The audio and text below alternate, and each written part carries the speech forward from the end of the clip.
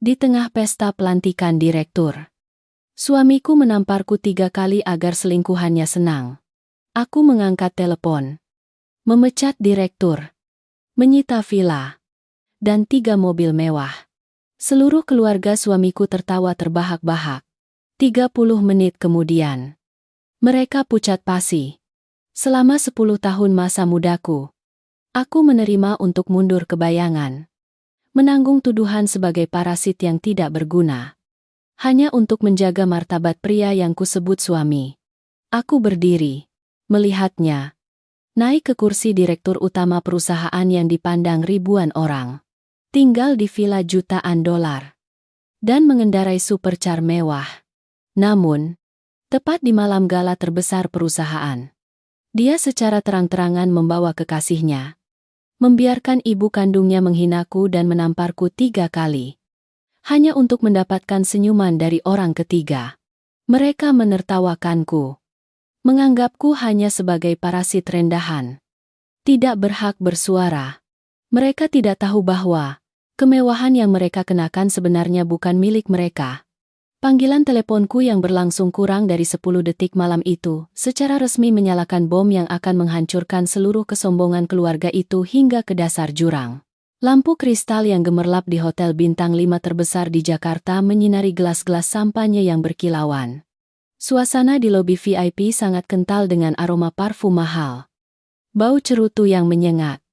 Dan pelas prizi, dan tawa-tawa basa-basi yang penuh perhitungan. Malam ini adalah pesta perayaan ulang tahun kelima pengangkatan suamiku, Aditya. Sebagai Direktur Utama Eksekutif PT Jaya Perkasa, aku berdiri diam di sudut tersembunyi dekat tirai beludru merah. Hanya mengenakan gaun sutra hitam polos yang ketat. Rambut disanggul rapi. Selama 5 tahun terakhir. Di mata kalangan bisnis dan keluarga suamiku, aku hanyalah seorang ibu rumah tangga yang tidak berguna yang bergantung pada kesuksesan gemilang suamiku. Aditya selalu membusungkan dada. Menganggap dirinya seorang jenius bisnis. Mendapat perlakuan istimewa dari Dewan Direksi Senior. Dari pintu utama kayu jati. Kerumunan tiba-tiba terbelah menjadi 2 baris. Aditya masuk. Setelan jas yang dibuat khusus pas di tubuhnya yang tinggi besar. Matanya angkuh. Gayanya congkak menyapu pandangan sekeliling ruangan. Tetapi yang membuat dadaku seperti diremas oleh tangan tak terlihat bukanlah kesombongannya. Melainkan sosok anggun yang erat memeluk lengannya. Itu adalah seorang wanita muda mengenakan gaun merah ekor ikan yang berkilauan. Terbelah, dalam hingga paha. Di lehernya terkalung-kalung berlian yang menyilaukan. Dia menyandarkan kepalanya di bahu Aditya. Tersenyum cerah. Matanya yang lincah sengaja menunjukkan kemesraan di depan ratusan pasang mata yang terfokus pada mereka. Dan berjalan tepat di belakang pasangan itu tak lain adalah Ibu Karina. Ibu mertuaku. Ibu Karina tertawa riang. Terus-menerus menepuk lembut bahu wanita bergaun merah itu dengan bangga yang terlihat jelas di wajahnya. Mereka melewati, saya seperti orang buta. Tangan yang memegang segelas air tanpa sadar mengencang. Aku sudah tahu Aditya berselingkuh 3 bulan yang lalu. Tetapi aku tidak menyangka dia akan begitu pengecut dan kurang ajar sampai membawa wanita itu ke acara resmi. Menjadikan istri sahnya seperti aku menjadi latar belakang yang paling memalukan di dunia. Wanita bergaun merah tiba-tiba melepaskan tangan Aditya. Dia membawa segelas anggur dan melangkah anggun menuju sudut balkon tempatku berdiri. Berhenti setengah langkah dariku. Matanya menyapu dari kepalaku hingga ujung kakiku. Membawa serta penghinaan yang mendalam. Tiba-tiba pergelangan tangannya sedikit miring. Dan seluruh gelas anggur tumpah tepat di dada gaun sutra hitamku. Bahkan memercik ke pipiku. Cairan dingin itu mengalir di daguku. Membawa rasa pahit dari penghinaan publik. Wanita itu segera menutup mulutnya. Menjerit kaget dengan nada jijik yang dibuat-buat. Berpura-pura terhuyung dan mundur seolah-olah aku yang baru saja menyerangnya.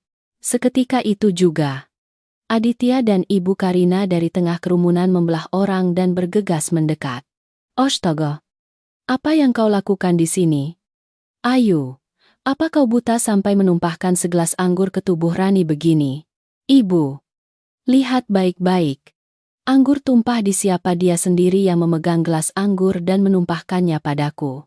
Diam kau Rani adalah tamu VIP perusahaan. Mitra strategis penting yang kuundang sendiri. Kau berpakaian acak-acakan. Bersembunyi di sudut ini. Tidak tahu diri untuk menyingkir dan masih berani membantah. Apa kau tahu gaun yang dikenakannya itu bernilai 100 kali lipat nyawamu? Tamu VIP mitra penting. Mitra perusahaan atau mitra ranjangmu. Apa kau pikir di sini ada yang buta sampai tidak menyadarinya Aditya? Jangan biarkan jabatan direktur membutakan matamu sampai kehilangan martabat sebagai manusia. Membawa kekasih ke pesta saat ada istri sah. Apa kau tidak merasa dirimu sangat murahan dan rendahan? Kau berani memaki anakku. Wanita jalang wanita parasit tak berguna yang di rumah hanya bisa menengadahkan tangan meminta uang nafkah dari suami. Masih berani menggurui anakku Aditya. Adalah direktur utama. Dia menghasilkan miliaran. Dia membawa kemuliaan bagi keluarga. Dia berhak bergaul dengan orang-orang sederajat. Rani itu cantik dan kaya. Keluarganya setara. Dia yang akan membantu karier Aditya. Dan kau? Apa yang bisa kau bantu selain mempermalukan keluarga ini? Aku beritahu. Jika kau tidak berlutut meminta maaf pada Rani sekarang juga, aku akan menyuruh Aditya mengusirmu dari rumah malam ini. Kesombongan Ibu Karina seperti menyiram bensin ke api kemarahan. Aku menatap tajam ibu mertuaku yang selama bertahun-tahun kusabari dan layani. Mulai dari sarang burung walet hingga vitamin mahal. Ternyata di matanya, uang adalah segalanya. Aku tersenyum. Senyum pahit. Getir. Tetapi menusuk tulang. Aku melangkah maju. Berhadapan langsung dengan Aditya tanpa mundur. Berlutut. Meminta maaf kalian sedang bermimpi di siang bolong. Jangan bastarudia Rara. Aditya. Aku bertanya padamu untuk terakhir kalinya. Kau membiarkan ibumu dan kekasihmu memfitnah. Menghinaku di depan banyak orang seperti ini. Kau merasa sangat bangga. Kan? Aditya menatapku tajam. Setiap urat di pelipisnya berkedut. Mungkin tatapanku yang dingin dan tak gentar telah menyentuh sifat patriarkal ekstremnya. Dia mengertakkan gigi. Mengayunkan tangan ke udara. PLAK tamparan keras mendarat tepat di pipi kiriku. Kekuatan pukulan begitu besar sampai aku terhuyung mundur. Telingaku berdenging sesaat. Rasa asin dan amis darah segera keluar dari sudut bibirku. Seluruh aula yang berisi 300 orang seperti menahan napas. Tidak. Ada yang berani ikut campur. Tetapi keheningan itu hanya berlangsung kurang dari 1 detik. PLAK tamparan kedua terus mendarat dengan kejam. PLAK tamparan ketiga menyusul. Menghantam pipiku. Dia tidak sedikit pun menahan diri. Aditya berdiri di sana. Dadanya naik turun dengan cepat. Matanya memerah dengan urat-urat seorang diktator yang mabuk kekuasaan. 3 tamparan ini untuk mengajarimu agar tahu diri. Yang pertama karena kau tidak menjaga martabat suamimu. Yang kedua, karena kau berani menghina ibuku. Yang ketiga, karena kau berani menyentuh tamu pentingku. Kau pikir kau siapa di tempat ini tanpa uang yang kubawa pulang untuk menafkahimu? Kau hanyalah wanita gagal yang mati kelaparan di jalanan. Berlutut. Berlutut minta maaf pada Rani dan ibuku, sekarang juga. Jika tidak, pergi dari sini. Bisikan dan keributan mulai terdengar. Wanita simpanan bergaun merah. Bersedekap. Mengangkat dagu lancipnya melihatku dengan sebelah mata. Senyum kemenangan yang tak tersembunyi. Bagus sekali. Nak. Harus mengajari parasit ini pelajaran seumur hidup. Suami bekerja keras menafkahi. Tapi masih cemburu tidak jelas. Lihat wajah bandelnya itu. Sungguh sial bagi keluarga Aditya. Kami menikahi wanita seperti ini. Aku berdiri tegak. Sama sekali tidak menangis. Semua ilusi tentang keluarga yang bahagia telah mati bersama 3 tamparan keji itu.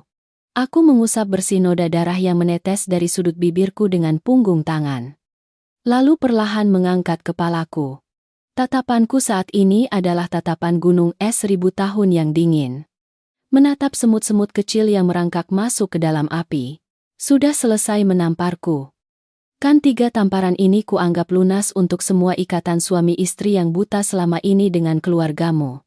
Mulai saat ini, kita putus hubungan. Aditya, kau bilang di tempat ini aku bukan siapa-siapa. Kan baiklah. Akan kutunjukkan. Tanpa aku. Kau ini apa? Aku dengan tenang membuka tas kecilku dan mengeluarkan ponsel pribadiku. Di bawah tatapan ratusan pasang mata yang penasaran dari kerumunan, aku menekan serangkaian angka. Telepon berdering kurang dari 3 kali. Sudah ada yang mengangkat. Aku menggeser tombol speaker. Mengatur volume maksimal. Suaraku yang jernih dan tegas bergema di seluruh sudut aula pesta. Bapak Rudi, segera siapkan surat keputusan darurat untuk saya. Sekarang juga pecat Aditya dari jabatannya sebagai Direktur Utama Eksekutif PT Jaya Perkasa. Batalkan semua akses ke sistem keuangan. Bekukan seluruh tanda tangannya. Kirim tim keamanan untuk segera menyita villa di kawasan perumahan elit Jakarta Selatan, dan blokir 3 mobil mewah atas nama perusahaan yang digunakannya. Semua harus dilaksanakan malam ini juga tanpa pengecualian. Dari seberang telepon terdengar suara yang sangat hormat dan hati-hati. Baik. Saya akan segera mengeluarkan keputusan dan melaksanakannya. Tim keamanan sudah siap di lobi menunggu perintah. Aku menekan tombol menutup telepon. Keheningan berlangsung sekitar 3 detik. Lalu tiba-tiba tawa terbahak-bahak memecah suasana. Itu adalah tawa Ibu Karina. Dia memegangi perutnya. Menunjukku. Tertawa sampai seluruh tubuhnya bergetar hebat. Ya Tuhan. Pasti dia sudah gila. Teman-teman. Ditampar 3 kali saja sudah tidak waras. Mengancam siapa? Dasar wanita rendahan kau menelepon. Berpura-pura berakting. Menggumamkan beberapa kalimat. Lalu bisa mencopot jabatan direktur anakku. Menyita villa. Kau terlalu banyak menonton sinetron sampai berhalusinasi berat. Iya. Aditya juga menyeringai. Tatapannya padaku saat ini penuh dengan penghinaan yang ekstrem bercampur rasa kasihan. Dia menarik kekasihnya mendekat. Melingkarkan lengannya di pinggang wanita itu. Lalu menggelengkan kepala pelan. Ayu. Aku tidak menyangka kau begitu menyedihkan dan sakit sampai harus menyewa orang untuk berakting lewat telepon demi menjaga sedikit muka di depan banyak orang. Memecatku kau ini seperti katak dalam tempurung. Tidak tahu seberapa besar skala PT Jaya Perkasa yang bernilai triliunan ini. Kan jabatan direkturku ditunjuk langsung oleh Ketua Dewan Direksi. Seorang wanita parasit sepertimu yang hanya di rumah ingin menggulingkanku pergi dari sini sebelum aku memanggil satpam untuk menyeretmu keluar agar tidak mengotori mata. Aku bersedekap. Mataku yang hitam lega menatap langsung ke wajah pria pengkhianat yang menyeringai. Sudut bibirku melengkung. Membentuk senyum yang sangat berbahaya. Tidak perlu memanggil satpam. Kau pegang saja erat-erat kekasihmu dan harga diri busuk itu. 30 menit lagi. Akan kulihat apakah kau dan ibumu masih bisa tertawa sekeras ini. Aku berbalik dan melangkah pergi dengan tegas. Irama tumit sepatu yang beradu dengan lantai marmer bergema. Setiap ketukan tajam, dingin, dan mantap. Aku meninggalkan di belakangku tatapan ejekan dan tawa sinis. Sombong dari keluarga suamiku. Mereka tertawa karena mengira aku gila yang sedang berakting. Mereka tidak tahu bahwa jam hitung mundur untuk kehancuran total mereka telah resmi dimulai. Tunggu saja. Aditya. Drama terbaik malam ini akan benar-benar menimpamu. Dalam 30 menit lagi, aku berbalik dan melangkah keluar dari pintu kayu jati raksasa aula VIP. Tapi aku tidak meninggalkan hotel. Aku memilih tempat di bar di lantai mezzanine, di mana aku bisa melihat seluruh aula besar di bawah melalui dinding kaca transparan. Aku memesan segelas air mineral dan duduk santai di kursi kulit empuk. Membiarkan dinginnya kaca menembus kulitku. Noda anggur di dadaku masih basah. Tapi itu tidak menggangguku. Musik orkestra yang merdu masih terdengar dari dalam aula pesta. berbaur dengan tepuk tangan riuh. Mereka masih mabuk dalam dunia ilusi mereka. 30 menit. Waktu yang tidak terlalu lama untuk seumur hidup. Tapi cukup untuk sebuah kerajaan yang dibangun di atas pasir mulai runtuh di hadapan badai besar. Di dalam aula pesta, skenario pujian terus berlanjut, seolah tanpa gangguan. Melalui dinding kaca, aku bisa melihat dengan jelas setiap gerakan. Setiap senyum sombong keluarga suamiku. Aditya telah mendapatkan kembali penampilannya sebagai seorang direktur utama. Dia memegang segelas anggur dan naik ke podium di posisi tengah. Lampu sorot menyorot langsung ke wajah yang 10 tahun lalu pernah kukagumi. Tapi kini hanya memancarkan kesombongan seorang kaya baru. Berdiri di bawah podium. Wanita simpanan bergaun merah memeluk erat lengan Ibu Karina. Keduanya menatap Aditya dengan kekaguman yang mendalam. Para tamu undangan. Direktur mitra. Kepala departemen bawahan. Saling berebutan mengelilingi. Mengangguk setuju setiap perkataannya. Aku melihat jam di tanganku. 5 menit sudah berlalu. Saat ini, aku bisa membayangkan dengan jelas apa yang Aditya katakan di podium. Pasti dia sedang berbicara tanpa henti tentang visi strategis. Tentang proyek-proyek triliunan yang dia klaim sebagai hasil rancangannya sendiri. Dia akan kembali menggunakan nama ketua dewan direksi sebagai tameng. Dengan bangga membual bahwa dia disayangi dan dipercaya oleh ketua.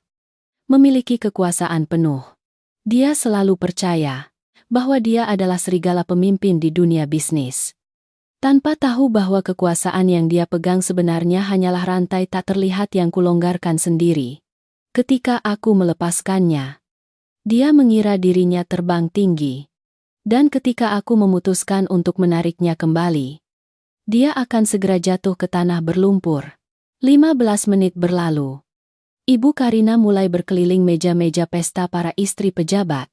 Meskipun aku tidak mendengar suara, tapi melihat gerakan kepalanya yang sombong. Cara dia menunjuk kalung mutiara di lehernya. Dan senyum kemenangannya saat mendorong wanita simpanan bergaun merah ke depan. Aku tahu persis apa yang dia banggakan.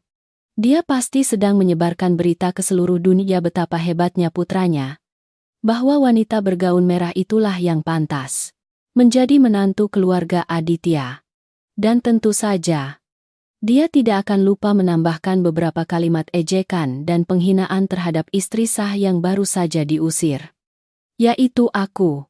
Ibu Karina selalu berpikir bahwa jika aku disingkirkan, posisi istri direktur utama akan menjadi milik wanita simpanan yang kaya raya itu.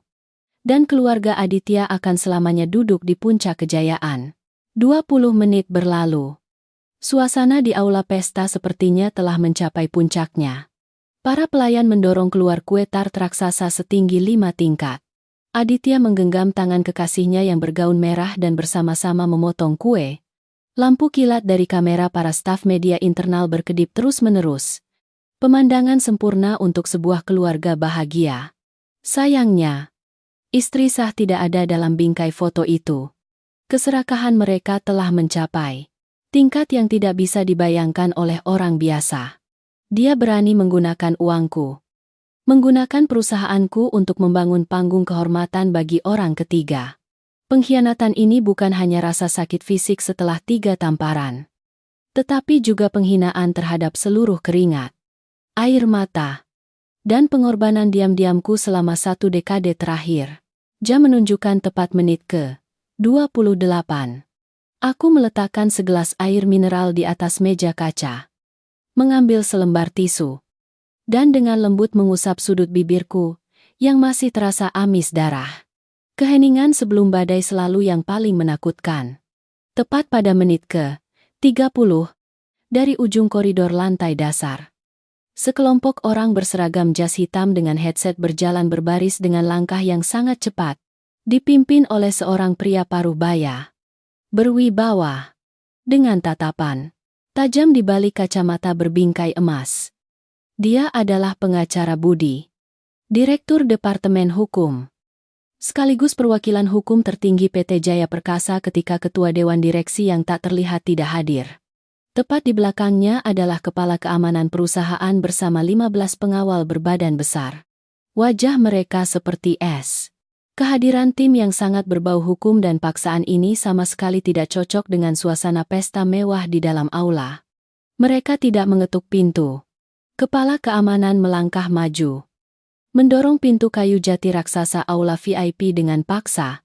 Suara benturan kering pintu yang menghantam dinding bergema seperti guntur yang membela suasana ramai di dalam. Seluruh aula pesta tiba-tiba terdiam. Musik orkestra yang sedang dimainkan dengan setengah hati juga segera dihentikan oleh konduktor. Ratusan pasang mata yang terfokus pada kue tart langsung berbalik ke arah pintu. Senyum-senyum menjilat di bibir para tamu undangan membeku. Tidak ada yang mengerti apa yang sedang terjadi. Kehadiran pengacara Budi dan tim keamanan tingkat tinggi pada saat ini adalah sinyal yang tidak normal sama sekali. Aditya berdiri di podium. Tangannya masih memegang pisau pemotong kue. Dia mengedipkan mata beberapa kali. Sepertinya belum sadar sepenuhnya. Tetapi dengan sangat cepat, sifat sombongnya kembali muncul. Dia buru-buru meletakkan pisau, merapikan kerah jasnya. Tersenyum sangat cerah dan angkuh melangkah turun dari podium untuk menyambut. Dalam pikiran picik seorang yang sedang tertidur di puncak kejayaan. Dia yakin bahwa pengacara Budi datang ke sini untuk mewakili. Ketua Dewan Direksi membawa ucapan selamat kepadanya. Ya Tuhan, pengacara Budi, angin apa yang membawa Anda datang langsung ke sini saat ini? Pasti ketua yang mengutus Anda untuk bersukacita bersama saya. Kan? Saya sudah bilang kepada ketua tidak perlu sungkan.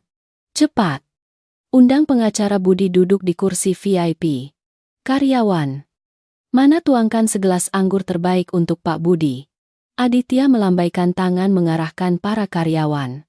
Suaranya terdengar lantang dan bangga. Ibu Karina juga dengan cepat menarik wanita simpanan bergaun merah mendekat. Membusungkan dada seolah-olah seorang istri pejabat yang berkuasa.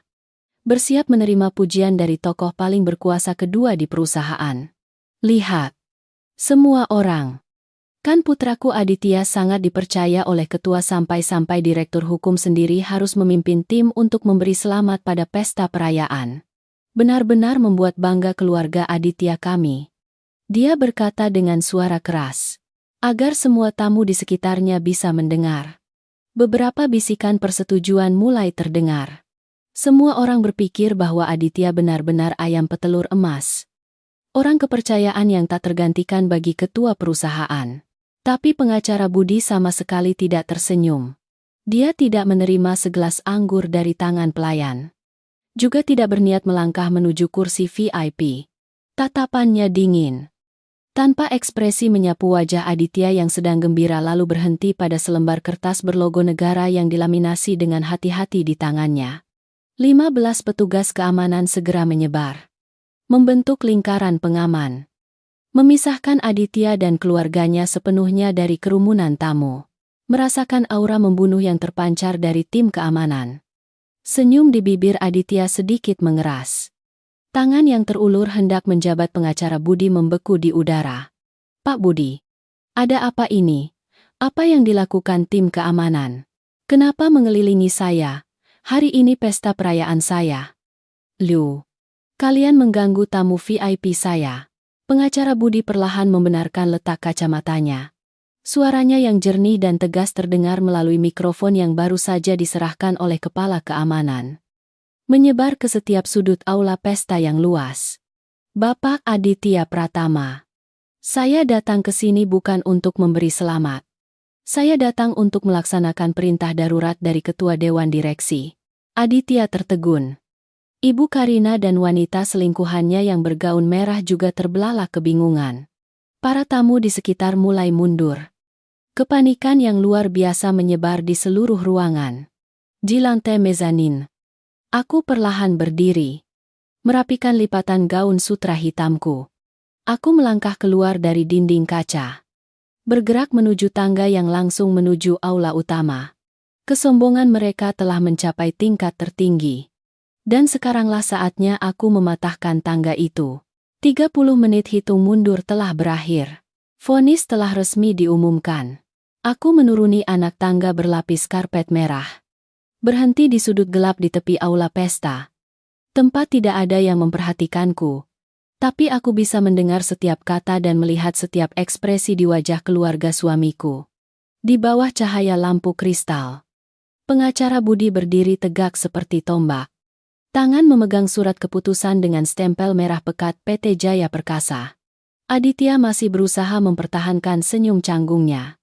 Keringat dingin mulai menetes di dahinya. Dia tidak cukup bodoh untuk tidak menyadari aura membunuh yang mengelilinginya. Tetapi sifat sombong yang sudah mendarah daging membuatnya tetap berpegangan pada ilusi. Pak Budi, Anda terlalu berlebihan bercanda. Perintah darurat apa pagi ini? Saya baru saja menyerahkan laporan triwulan kepada sekretaris ketua. Semuanya sangat sempurna. Jika ada tugas mendadak, cukup telepon saja. Tidak perlu mengerahkan seluruh tim keamanan ke sini membuat semua orang panik. Jika Anda melakukan ini, ketua tidak akan senang. Pengacara Budi tidak peduli membalas rayuan murahan itu. Dia mengangkat tinggi surat keputusan. Mengucapkan setiap kata dengan jelas. Suara yang ditransmisikan melalui mikrofon tajam seperti pisau yang menusuk ke dalam keheningan. Berdasarkan keputusan nomor 9. Yang disetujui langsung oleh Ketua Dewan Direksi 15 menit yang lalu. PT Jaya Perkasa secara resmi memberhentikan Bapak Aditya Pratama dari jabatannya sebagai Direktur Utama Eksekutif segera. Mulai saat ini, Bapak Aditya Pratama dicabut semua kewenangan terkait personalia, operasional, dan keuangan perusahaan. Departemen Keamanan bertanggung jawab untuk membekukan seluruh tanda tangan. Menyita kartu akses masuk keluar kantor pusat. Menyita laptop dan ponsel dinas Bapak Aditya Pratama di tempat ini. Begitu pernyataan itu selesai, seluruh aula pesta meledak dengan seruan kaget. Ratusan tamu undangan terbelalak. Ternganga.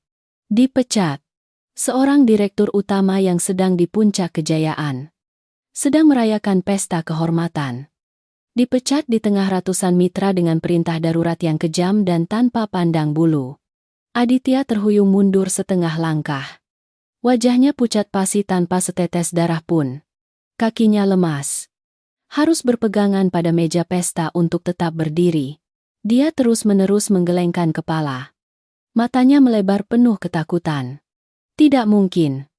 Anda salah baca. Pasti ada kesalahan di sini. Ketua tidak mungkin memecat saya. Saya adalah orang yang membawa miliaran rupiah untuk perusahaan. Saya adalah pahlawan. Ketua selalu percaya pada saya. Pak Budi, jangan macam-macam. Saya minta berbicara langsung dengan ketua sekarang juga. Ibu Karina saat ini juga panik luar biasa. Dia mendorong wanita selingkuhannya yang bergaun merah ke samping. Menerobos maju. Meraih lengan pengacara Budi dan berteriak. Benar. Kalian salah, anakku direktur utama. Dia bekerja keras selama bertahun-tahun. Ketua kalian sangat menyayanginya. Mana mungkin ada pemecatan mendadak seperti ini? Pasti ada yang iri hati menusuk dari belakang anakku. Kan aku tidak terima. Kalian tidak boleh melakukan ini pada anakku. Pengacara Budi dengan dingin menepis tangan Ibu Karina. Dia membenarkan letak kacamatanya dan melanjutkan membaca bagian perintah selanjutnya. Dengan kejam memutus segala harapan perlawanan mereka. Pasal 2 Keputusan PT Jaya Perkasa akan segera menyita villa di kawasan perumahan elit Jakarta Selatan. Yang merupakan aset milik perusahaan yang disediakan untuk posisi direktur utama. Menyita seluruh 3 mobil yang berplat nomor perusahaan yang Bapak Aditya Pratama dan keluarganya gunakan secara pribadi. Tim keamanan sudah berada di villa untuk penyegelan. Bapak Aditya Pratama bertanggung jawab menyerahkan kunci mobil sekarang juga. Jika menolak, kami akan segera melaporkan kepada polisi atas tuduhan penggelapan aset perusahaan. Mendengar penyitaan villa dan mobil mewah, Ibu Karina seperti dicekik. Villa itu adalah kebanggaan terbesar dalam hidupnya. Tempat dia setiap hari mengundang teman-teman lamanya untuk minum teh. Membual tentang kekayaan putranya. Sekarang semua dicabut hanya dengan selembar kertas. Dia ambruk ke lantai. Kedua tangannya memukul-mukul lantai marmer. Menangis terseduh-seduh. Ya Tuhan, ini perampokan rumah anakku. Mobil anakku. Bagaimana kalian berani mengambilnya? Aditya. Telepon ketua. Telepon dia sekarang juga. Ibu tidak mau keluar dari rumah itu. Wanita selingkuhan bergaun merah yang tadinya sombong. Kini ketakutan bersembunyi di sudut meja.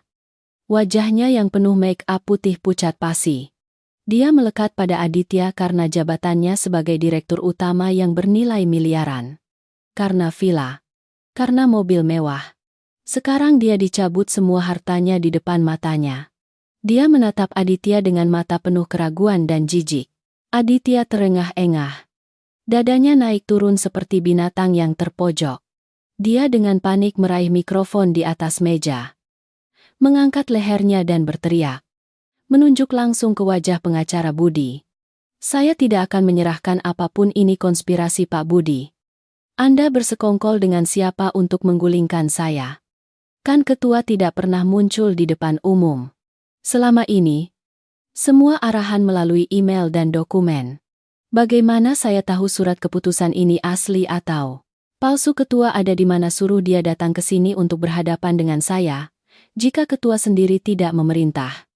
Saya tidak akan pernah meninggalkan kursi ini. Perlawanan putus asa Aditya membuat para tamu di sekitar mulai berbisik. Mereka juga tidak kalah penasaran. Ketua PT Jaya Perkasa yang tak terlihat selalu menjadi legenda di dunia bisnis. Tidak ada yang tahu apakah dia pria atau wanita, tua atau muda. Tepat pada saat itu, aku keluar dari bayangan. Suara tumit sepatu runcingku mengetuk lantai marmer bergema perlahan. Jelas dan berwibawa. Semua orang secara otomatis memberi jalan ketika melihatku mendekat. Gaun sutra hitam ketat. Noda anggur merah pekat di dadaku. Sepertinya tidak mengurangi auraku yang menekan. Melainkan menyerupai medali berlumuran darah seorang pejuang. Begitu keluar dari bayangan, aku langsung menuju ke tengah lingkaran tim keamanan. Pengacara Budi begitu melihatku, segera membungkuk. Membungkuk 90 derajat. Suaranya terdengar penuh hormat mutlak. Selamat malam, Ibu Ketua. Semua instruksi Anda telah dilaksanakan. Kepala keamanan dan 15 pengawal serentak mengentakkan tumit sepatu. Berdiri tegak. Membungkuk dan berseru keras. Selamat malam, Ibu Ketua. Suara serempak tim keamanan seperti bom yang meledak di tengah aula pesta. Seluruh aula yang berisi 300 orang terdiam. Tidak ada yang berani berkedip. Semua mulut yang ternganga mengarah padaku. Wanita yang kurang dari 30 menit yang lalu ditumpahi anggur. Ditampar 3 kali. Dihina sebagai parasit rendahan. Aditya membeku di tempat. Pupil matanya menyempit hingga sangat kecil. Dia menatapku. Lalu menatap pengacara Budi. Lalu kembali menatapku. Bibirnya komat kamit mengeluarkan suara tak berarti seorang yang sedang berhalusinasi. Ayu. Kau. Ketua. Tidak. Tidak mungkin. Pak Budi. Anda sudah gila. Kenapa Anda membungkuk di depan istri saya? Dia hanya wanita parasit. Dia memasak untuk saya selama 10 tahun ini. Bagaimana mungkin dia bisa menjadi Ketua Jaya Perkasa? Kalian bersekongkol berakting untuk menipuku. Kan? Ibu Karina yang sedang menangis di lantai juga berhenti. Dia melotot. Merangkak mendekati Aditya memeluk kakinya. Menunjuk tangannya yang gemetar ke arahku. Benar. Bagaimana mungkin dia jadi ketua wanita rendahan ini? Setiap bulan, dia harus menengadahkan tangan meminta uang dari Aditya untuk pergi ke supermarket. Ketua. Omong kosong, apa mereka semua gila? Aditya. Usir mereka semua. Aku tidak peduli menatap Ibu Karina. Aku berjalan ke meja pesta. Mengambil surat keputusan dari tangan pengacara Budi. Dan melemparkannya tepat ke wajah Aditya. Kertas tipis itu mengenai wajahnya lalu jatuh ke lantai. Tanda tangan yang anggun dan stempel merah pekat terlihat jelas di depan matanya. Aditya. Buka matamu yang buta itu, dan lihat baik-baik. Tanda tangan di setiap keputusan penunjukanmu selama 5 tahun terakhir dan tanda tangan di surat pemecatanmu. Malam ini, apakah sama persis dengan tulisan tangan di surat nikah kita? Aditya membungkuk melihat ke bawah ke arah kertas. Seluruh tubuhnya mulai bergetar hebat seperti tersengat listrik. Setiap otot di wajahnya berkerut karena panik. Dia adalah orang yang paling tahu tulisan tanganku. Kebenaran kejam menghantam otaknya. Menghancurkan sepenuhnya selubung jenius bisnis yang telah dia bangun dengan susah payah. Ayo, kamu benar-benar. Tapi kenapa? Seluruh perusahaan ini milikmu. Betul. PT Jaya Perkasa adalah milikku. Villa yang kau tinggali adalah milikku. Mobil yang kau kendarai adalah milikku. Kursi direktur utama yang kau duduki adalah pemberianku. Bahkan setelan jas mahal yang kau kenakan pun adalah uangku. Aku mengangkat daguku. Tatapanku setajam pisau mengarah tepat ke jiwa rendahan pria itu. 30 menit yang lalu, kau menamparku 3 kali untuk membela seorang wanita murahan. Kau bilang aku parasit. Menyuruhku pergi dari sini. Sekarang kau lihat sendiri. Aditya, tanpaku, kau bukan apa-apa. Kembalikan kunci mobil dan segera pergi dari gedung ini. Malam ini keluargamu akan tidur di jalanan di bawah hujan. Aditya berlutut ke lantai. Kedua tangannya memegangi kepalanya. Ibu Karina menangis tersedu-sedu. Di bawah lampu yang terang benderang. Aku berdiri di atas. Menatap orang-orang yang baru saja menghinaku kini merangkak di dasar jurang. Balas dendam baru saja dimulai. Melihat Aditya tersungkur di lantai. Berlinang air mata. Mulutnya menggumamkan kata-kata yang tak berarti dalam kebingungan yang luar biasa. Kenangan 10 tahun yang lalu tiba-tiba menyerbu pikiranku seperti film yang diputar ulang. Keheranan Aditya dan ketakutan Ibu Karina tidaklah aneh. Topeng yang kukenakan selama 1 dekade terakhir terlalu sempurna. Sempurna sampai-sampai aku sendiri terkadang menghipnotis diri bahwa aku hanyalah seorang istri biasa. Setia pada keluarga. Melupakan bahwa aku memegang nasib ribuan orang. Aku adalah Ayu. Satu-satunya cucu kakekku. Pendiri kerajaan properti Jaya Perkasa. 12 tahun yang lalu.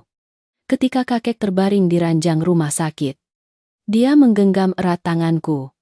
Menyerahkan seluruh wasiat dan hak waris mutlak atas kekayaan yang luar biasa. Dia berpesan padaku bahwa dunia bisnis adalah medan perang. Hati manusia jahat. Dia memintaku untuk menyembunyikan diri di balik bayangan. Menggunakan dewan direksi sebagai tameng untuk mengelola. Hanya ketika aku menemukan seseorang yang benar-benar pantas. Barulah aku boleh melangkah ke terang.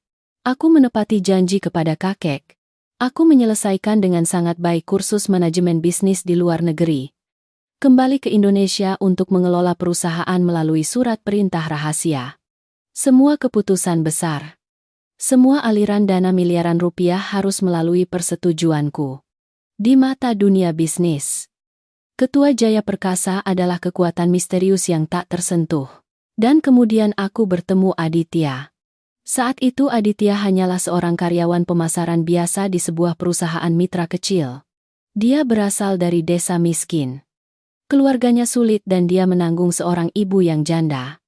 Picik. Dan sangat keras. Pertama kali bertemu, aku tertarik pada usahanya. Tekadnya untuk maju. Dan penampilannya yang sederhana. Dia sering bercerita padaku tentang malam-malam tanpa tidur makan mie instan untuk mengerjakan proyek. Tentang ambisi untuk mengubah nasib. Tentang rasa malu dihina oleh orang kaya. Hati seorang gadis muda yang hidup dalam kemewahan dan kesepian di puncak kekuasaan seperti aku pun luluh. Aku mencintainya. Cinta yang murni tanpa perhitungan. Tapi aku tahu jika aku mengungkapkan identitasku sebagai pewaris Jaya Perkasa. Harga diri seorang pria miskin seperti Aditya akan hancur. Dia akan selamanya hidup dalam rasa minder sebagai parasit. Sebagai alat keluarga istri. Terlebih lagi, dengan sifat serakah dan ingin mengendalikan Ibu Karina. Dia pasti akan menempel pada hartaku seperti lintah lapar. Karena cinta. Karena ingin melindungi harga diri orang yang kucintai. Aku membuat keputusan paling bodoh dalam hidupku. Menyembunyikan identitasku. Berpura-pura menjadi seorang karyawan kantor biasa untuk menikah dengannya. Setelah menikah, kami tinggal di apartemen sewaan yang sempit. Ibu Karina ikut pindah. Dia selalu mengoceh-mengejekku yang berlatar belakang biasa. Tidak punya mahar. Tidak berguna bagi karier putranya. Aku menahan diri dari segala kekejaman. Setiap hari bekerja, memasak, mencuci, melayani ibu mertua seperti pembantu. Tapi di balik pintu tertutup, aku menggunakan kekuasaanku untuk memanipulasi seluruh karier Aditya. Pertama, aku menginstruksikan Departemen SDM Jaya Perkasa untuk mengumumkan lowongan pekerjaan untuknya sebagai kepala pemasaran dengan gaji yang menggiurkan. Aditya dengan gembira memelukku. Membual bahwa bakatnya akhirnya menarik perhatian perusahaan besar. Aku tersenyum mengucapkan selamat. Ikut larut dalam kegembiraan palsu itu. Selanjutnya, setiap kali dia menghadapi kebuntuan dalam proyek, aku diam-diam begadang untuk merevisi rencana lalu. Menggunakan nama ketua mengirim email instruksi langsung kepadanya. Menyarankan arah yang pasti akan berhasil.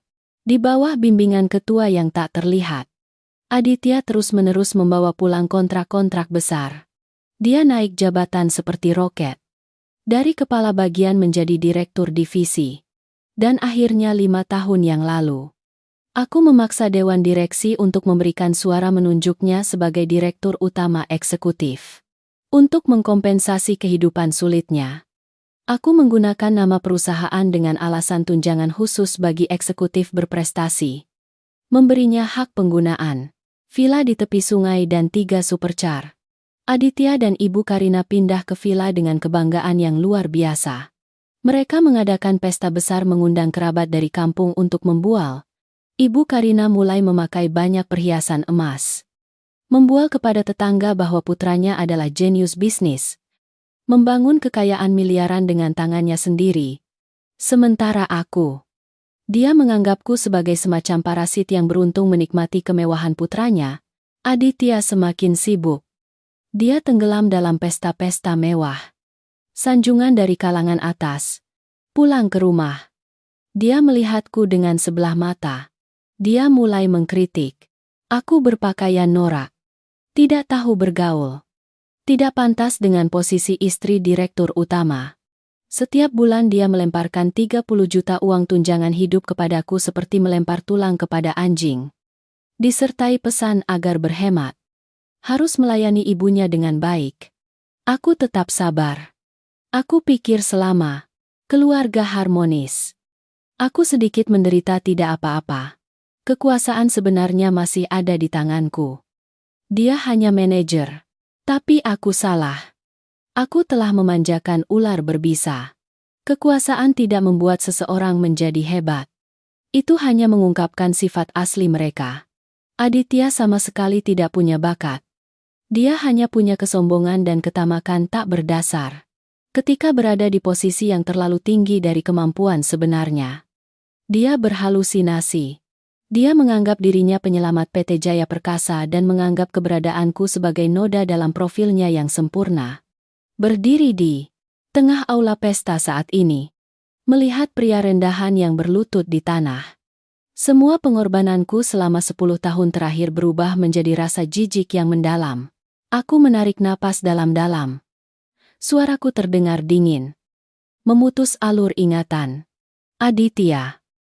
10 tahun terakhir, kau membusungkan dada.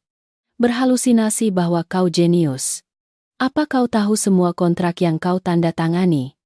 Jika tidak ada aku yang menggunakan dana cadangan keluarga untuk menutupi kerugian, kau sudah dipenjara sejak 8 tahun yang lalu. Kan kau pikir Dewan Direksi menghormatimu? Mereka hanya tunduk pada tanda tanganku. Kau mengambil uangku untuk menafkahi kekasih. Mengambil hartaku untuk ibumu nikmati, lalu kembali menghinaku. Hari ini aku akan mengambil kembali semuanya. Tidak menyisakan bahkan sebutir debu pun untukmu. Aku menoleh ke kepala keamanan. mengisyaratkan untuk segera melaksanakan penyitaan aset. Ikat mereka. Bawa langsung ke villa untuk mengawasi pemindahan barang. Tidak boleh membawa apapun yang berharga milik perusahaan. Tim keamanan segera maju. Kehancuran sebuah keluarga yang tidak tahu berterima kasih telah memasuki fase paling tragis. Para tamu di aula pesta secara otomatis menyebar. Tatapan mereka padaku saat ini bukan lagi rasa kasihan, melainkan ketakutan dan kekaguman yang luar biasa di hadapan kekuasaan tertinggi seorang wanita yang telah bangkit. Drama pengungkapan identitas ini baru mencapai bagian paling seru. Malam ini Jakarta akan menyaksikan orang-orang serakah diusir ke jalan di bawah hujan lebat. Melihat Aditya, banyak orang bertanya-tanya mengapa seorang wanita yang memegang kekuasaan tertinggi sepertiku bisa menahan diri dari penghinaan keluarga suaminya selama 10 tahun penuh. Lalu memilih hari ini untuk melancarkan pukulan mematikan. Mereka tidak mengerti bahwa agar sebuah jebakan bisa menutup dengan sempurna dan kejam, pemburu harus memiliki cukup kesabaran agar mangsa menggali sendiri lubang kuburnya. Kesombongan dan keserakahan Aditya tidak terbentuk dalam semalam.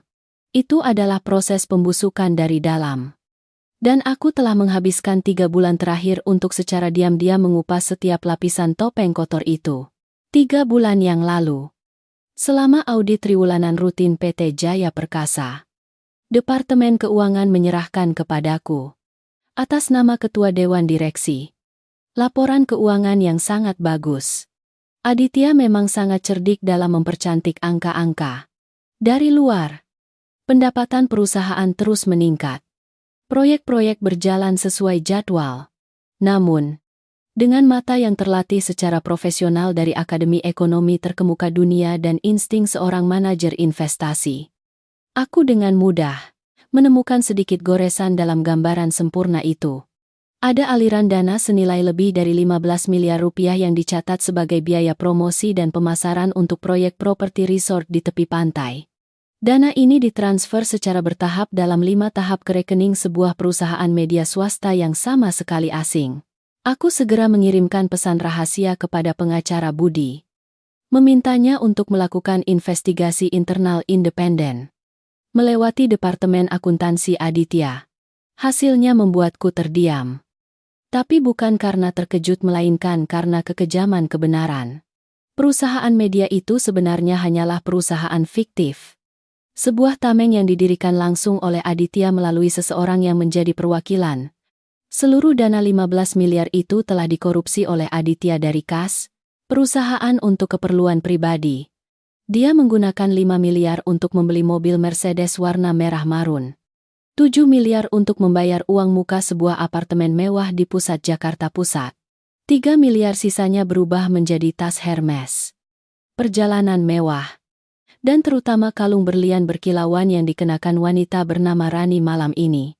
Tepat saat aku memegang berkas bukti dan serangkaian foto tersembunyi Aditya yang sedang memeluk kekasihnya di sebuah resort bintang 5. Aku sedang berdiri di dapur sempit villa. Tanganku masih memegang sendok untuk mengaduk sup ginseng untuk ibu mertua. Aditya meneleponku. Nadanya sangat lelah dan pura-pura. Ayu, minggu ini aku harus melakukan perjalanan dinas mendadak ke Bali untuk survei proyek baru. Pekerjaan sangat menekan. Para pemegang saham di Dewan Direksi mendesak jadwal yang ketat sampai aku tidak bisa bernapas. Kamu di rumah ingat jaga ibu baik-baik. Jangan sampai ibu tidak senang. Kapan-kapan aku akan menelepon lagi. Ya, Kak. Jangan khawatir. Fokus saja pada pekerjaanmu. Kesehatan adalah yang terpenting. Ingat makan yang cukup ya. Aku menutup telepon. Menatap tajam foto Aditya yang telanjang dada.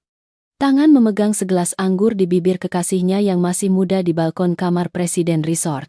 Hatiku sama sekali tidak sakit. Juga tidak ada setetes air mata yang jatuh. Cinta buta selama 10 tahun masa mudaku telah benar-benar mati pada detik itu juga. Digantikan oleh ketenangan yang dingin. Semacam aura membunuh yang tertahan di kedalaman akal sehatku. Aku menyadari bahwa berteriak, melabrak, atau langsung membuka kartu saat ini adalah tindakan orang rendahan. Aku ingin dia membayar tidak hanya dengan kehilangan jabatannya, tetapi harus kehilangan seluruh kehormatannya. Harus merasakan perasaan dari puncak jatuh ke jurang di depan semua orang yang pernah dia inginkan untuk menunjukkan kekuasaannya. Selama 3 bulan menunggu hingga malam pesta ulang tahunnya menjabat, aku terus memainkan peran sebagai istri yang sabar. Kura-kura yang menarik diri dalam pandangan keluarga suamiku. Kesabaranku justru semakin meningkatkan kesombongan Ibu Karina berkali-kali lipat. Ketika Aditya mulai sering menginap di luar dengan alasan bertemu klien, Ibu Karina di rumah tidak henti-hentinya mencari cara untuk menyiksaku. Suatu malam, aku baru saja menyajikan makanan di meja. Ibu Karina mencicipi 1 sendok sup lalu seketika menumpahkan seluruh mangkuk sup panas ke lantai. Memercik ke kakiku yang telanjang. Masakan babi apa ini? Kau mau meracuni aku untuk menguasai harta anakku. Kan dasar wanita tak berguna. 10 tahun tidak bisa melahirkan anak laki-laki untuk keluarga ini. Makan uang Aditya. Bahkan 1 porsi makanan pun tidak bisa disiapkan. Aku tidak mengerti dosa apa yang dilakukan keluarga Aditya di kehidupan sebelumnya sampai harus menikahi kau. Bu, aku sudah memasak sup sesuai selera ibu setiap hari. Jika ibu tidak suka, biarkan aku membersihkannya lalu memasak hidangan lain untuk ibu. Tidak perlu. Melihat wajahmu saja, aku sudah tidak bisa menelan. Aku berterus terang padamu. Aditya sekarang direktur utama. Posisinya di atas ribuan orang. Gadis-gadis kaya, terpelajar, berjejer panjang di luar sana. Rani, rekan kerja Aditya. Dia membelikanku gelang giok seharga 100 juta. Sementara kau hanya beban yang menghalangi kemajuan anakku. Jika kau tahu diri, tulislah surat cerai dan pergi dari rumah ini. Agar Aditya bisa menikahi istri baru yang sepadan. Aku membungkuk memunguti pecahan mangkuk porselen. Tidak peduli dengan kulit di punggung kakiku yang memerah karena kuah panas. Aku tidak membantah sepatah kata pun. Kekejaman Ibu Karina tidak menyakitiku. Itu hanya memberiku alasan paling kuat untuk tidak pernah berbelas kasihan. Mereka mengkritikku sebagai beban. Menyembah hal-hal materi yang diberikan oleh selingkuhan. Dan sama sekali bodoh tidak menyadari bahwa seluruh aset itu diambil dari darah daging PT Jaya Perkasa. Dari uangku sendiri. Kebusukan keserakahan telah membutakan segalanya dari mereka. Aku diam-diam meminta tim hukum untuk mengumpulkan setiap faktur. Setiap perintah transfer. Setiap rekaman CCTV. Dan bahkan pesan-pesan transaksi rahasia Aditya. Semua bukti kejahatan penggelapan. Penyalahgunaan aset perusahaan senilai lebih dari 15 miliar telah disusun menjadi berkas tebal. Tersimpan rapi di brankas di ruang kerjaku di kantor pusat. Aku tidak hanya ingin dia kehilangan pekerjaannya. Aku sudah menyiapkan jaring hukum raksasa yang cukup untuk memenjarakannya sampai membusuk di sel jika dia berani melakukan perlawanan. Kembali ke masa kini. Aku melangkah keluar dari hotel. Rolls-Royce Phantom hitam mengkilap. Kendaraan khusus ketua dewan direksi sudah terparkir di depan lobi. Sopir setia membukakan pintu mobil dengan hormat. Memegang payung untukku masuk. Tim keamanan telah membawa Aditya dan Ibu Karina ke villa di Jakarta Selatan 15 menit sebelumnya. Aku memerintahkan sopir untuk langsung menuju ke sana. Malam ini aku akan sendiri mencopot plang nama keluarga Aditya dari gerbang besi villa. Mengusir parasit-parasit ini dari wilayahku. Pembersihan baru saja memasuki bagian yang paling kejam. Hujan di Jakarta mulai turun deras. Guntur bergemuruh membelah langit hitam pekat. Menandakan malam badai yang tak tenang. Rolls-Royce-ku melaju perlahan memasuki kawasan perumahan elit Jakarta Selatan. Tempat berkumpulnya villa-villa termahal di kota. Gerbang besi tempa berlapis emas villa 2 muka itu telah terbuka lebar. Di dalam halaman, 3 mobil mewah termasuk Range Rover, Lexus, dan Mercedes. Semuanya adalah aset atas nama PT Jaya Perkasa. Telah disegel silang di kaca depan oleh tim keamanan. Lampu sorot berdaya tinggi dari taman menyinari dengan jelas pemandangan kacau dan menyedihkan yang terjadi di depan pintu utama. Saat aku turun dari mobil, seorang pengawal memegang payung hitam melindungiku dengan hati-hati. Yang pertama kali kulihat adalah Ibu Karina yang sedang berguling-guling di tangga marmer. Dia tidak peduli dengan kebaya beludru mahal yang basah kuyup dan kotor oleh air hujan dan lumpur. Kedua tangannya memukul-mukul tanah. Mulutnya berteriak mengutuk yang bergema di seluruh sudut lingkungan. Di sekelilingnya, 15 petugas keamanan mengenakan jas hujan hitam membentuk dinding manusia yang kokoh. Dengan dingin mengawasi setiap gerak-gerik mereka. Pengacara Budi berdiri di bawah kanopi. Tangan memegang daftar inventaris aset. Wajahnya tanpa sedikit pun keraguan di hadapan drama klasik ibu mertuaku. Ya Tuhan di surga dan bumi. Adakah yang mengerti penderitaan seorang janda dan anak yatim yang dianiaya oleh orang jahat ini? Rumah ini dibeli oleh putraku dengan keringat dan air mata. Atas dasar apa kalian berani mengusir kami ke jalan di tengah hujan badai seperti ini, Ayu? Dasar wanita jahat. Munculkan dirimu di sini. Kau bersekongkol dengan kekasihmu untuk merampas aset Aditya. Kan aku akan melawanmu malam ini. Aditya berdiri di samping. Seluruh tubuhnya basah kuyup.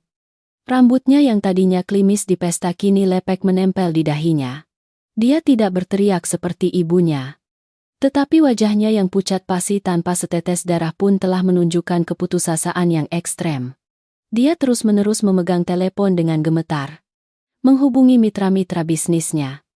Teman-teman dekatnya di dunia bisnis untuk meminta bantuan.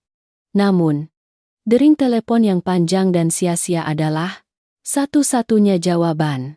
Informasi tentang Direktur Utama Jaya Perkasa yang dicopot jabatannya oleh Ketua Dewan Direksi yang tak terlihat, dan asetnya disita telah menyebar dengan kecepatan cahaya di kalangan atas. Saat ini dia tidak ubahnya seperti penderita penyakit menular. Tidak ada seorang pun yang cukup bodoh untuk mengulurkan tangan membantu orang yang telah bermasalah dengan kekuatan finansial terkuat di kota. Aku melangkah ke ambang pintu. Ujung sepatu hak tinggiku berhenti tepat 1 jengkal dari tempat Ibu Karina berguling-guling. Melihat dari atas ke bawah, aku melihat kekejian dan kehinaan orang-orang yang pernah menyebut diri mereka keturunan bangsawan. Mereka selalu bangga dengan kekayaan mereka. Tetapi ketika topeng uang itu dikupas, sifat asli mereka tidak berbeda dengan preman jalanan. Ibu tidak perlu berteriak-teriak mencari keadilan. Kawasan perumahan ini sangat kedap suara. Tetangga-tetangga adalah pengusaha sukses. Mereka tidak punya waktu untuk menonton drama ibu. Dan saya juga ingin mengklarifikasi sedikit. Villa ini senilai 80 miliar rupiah. Atas nama PT Jaya Perkasa. Putra ibu menjabat direktur utama dengan gaji 100 juta per bulan. Tanpa makan dan minum. 10 tahun hanya bisa membeli gerbang besi ini. Dari mana datangnya cerita keringat dan air matanya di sini? Mendengar suaraku yang dingin. Ibu Karina melompat seperti pegas. Dia menerjang hendak mencakarku. Tapi seketika dicegah oleh 2 pengawal yang memegang erat bahunya. Memaksanya berlutut di anak tangga. Dia melotot. Mengertakkan gigi. Kau ular berbisa. Kau menipu keluargaku. 10 tahun ini kau berpura-pura menjadi menantu yang baik. Padahal kau wanita pembunuh berdarah dingin. Aditya adalah suamimu. Jika kau tidak menghargai hubungan suami istri, setidaknya hargai aku sebagai ibu mertuamu. Kau mengusir kami ke jalan tanpa apa-apa di tengah hujan. Kau tidak takut karma. Karma. Aku tertawa. Tawa yang berpadu dengan suara hujan malam. Terdengar pahit dan sinis hingga ekstrem. Ketika ibu menumpahkan sup panas ke kakiku. Mengusirku dari rumah untuk memberi jalan bagi kekasihnya. Apakah ibu memikirkan hubungan ibu mertua dan menantu, ketika dia menggunakan uangku untuk menafkahi wanita simpanan? Menamparku 3 kali di depan ratusan orang. Apakah dia menghargai hubungan suami istri? Jangan menggunakan moralitas untuk mengancam seseorang yang sudah kalian habiskan kebaikannya. Aku menoleh ke pengacara Budi.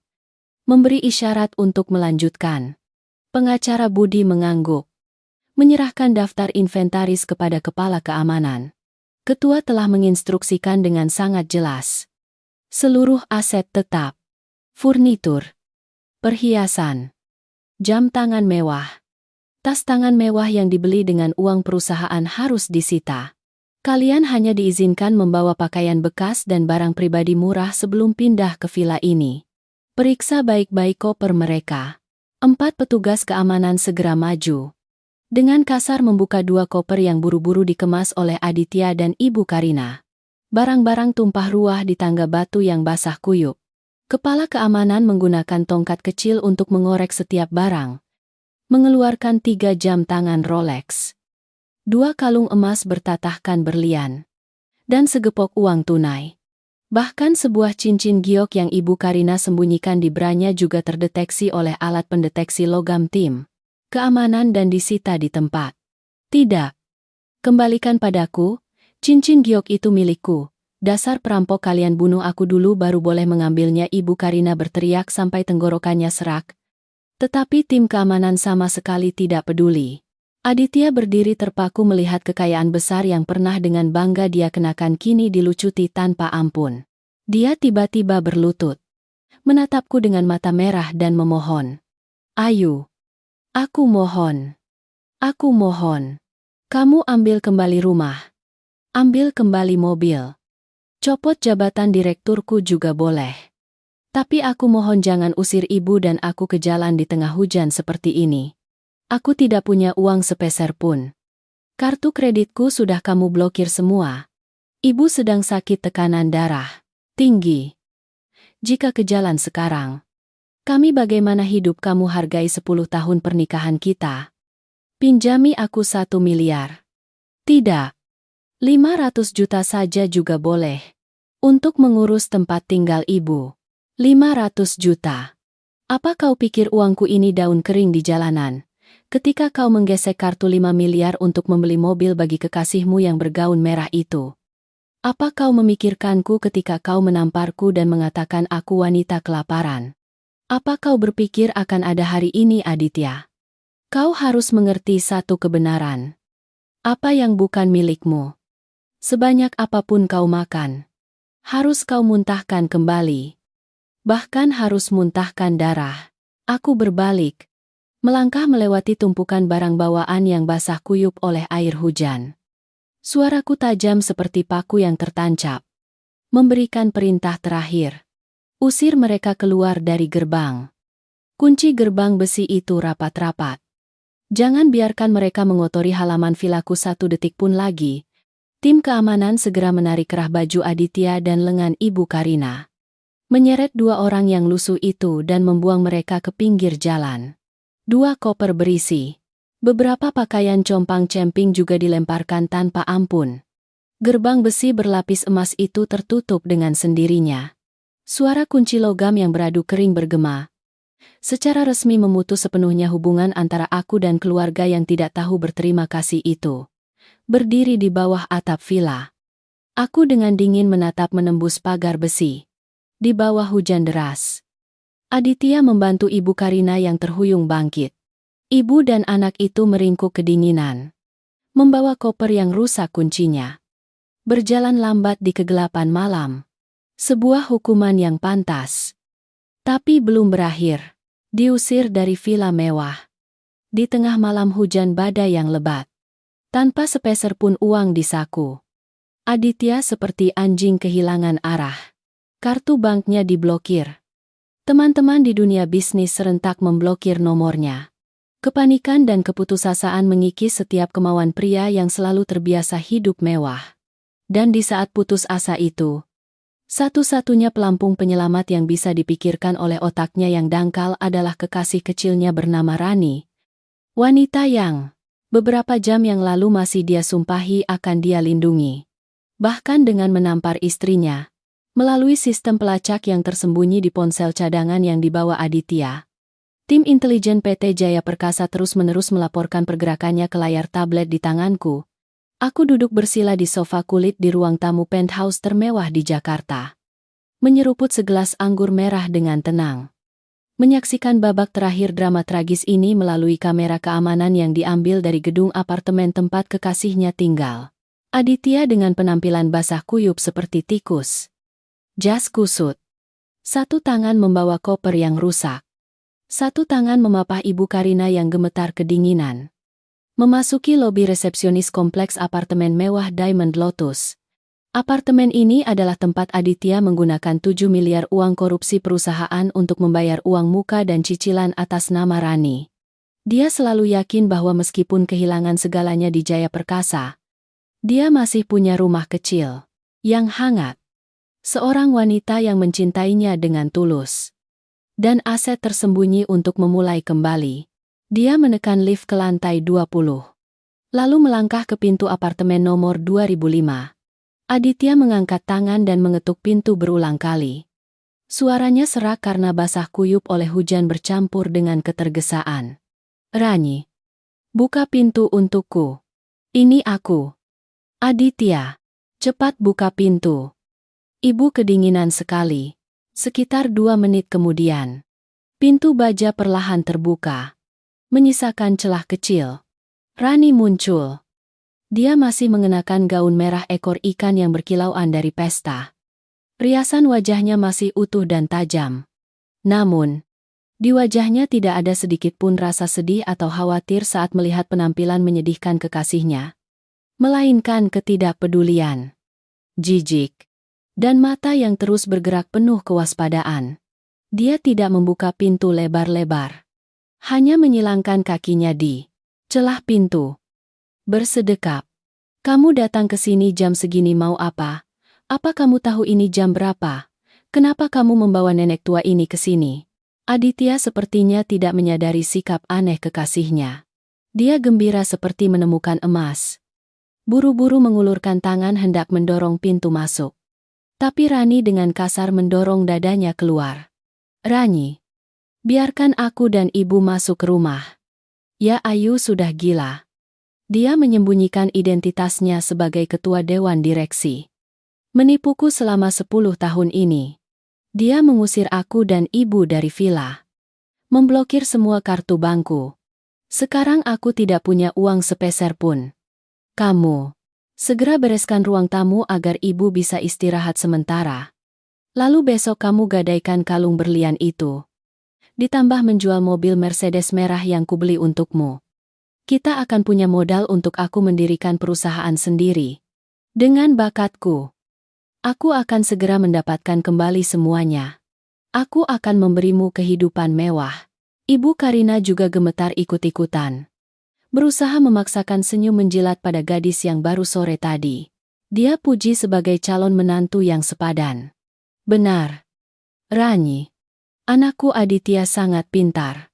Dia hanya dijebak oleh mantan istrinya yang jahat. Nak, biarkan Bibi masuk. Badan Bibi kedinginan sekali. Bibi tidak tahan.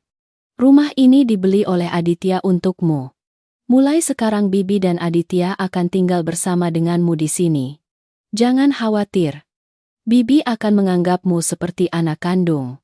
Rani mendengar kata-kata itu. Sudut bibirnya berkedut, lalu tiba-tiba tertawa terkekeh-kekeh.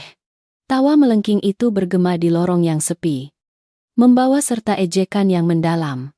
Dia mengibaskan rambut ikalnya ke belakang bahu, membelai lembut kalung berlian di dadanya.